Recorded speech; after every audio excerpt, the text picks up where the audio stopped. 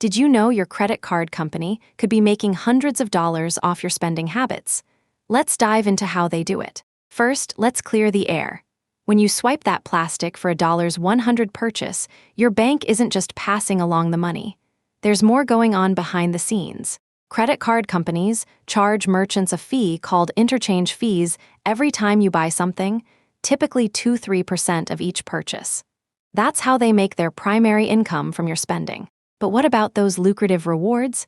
Let's say a store is willing to offer you 5% cashback on every purchase. The merchant absorbs this cost, not the credit card company. Think of it like this. If you're getting a reward for spending $100 at a store and the store pays that back, they're essentially giving away your money to keep you loyal. They lose out. But it gets even more complex. Credit card companies might also charge you fees like annual fees or foreign transaction charges. That's where the real profit lies. So, how does this affect you? If you carry a balance on your credit card, you're paying interest often at rates over 15%. This is another major way they make money. In fact, the average American with credit card debt pays about $900 a year just in interest alone.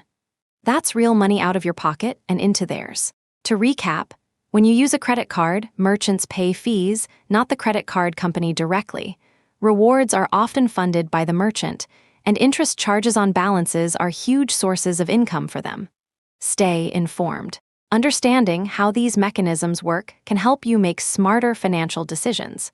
Subscribe to Money Mechanics, decode the money system they never taught you.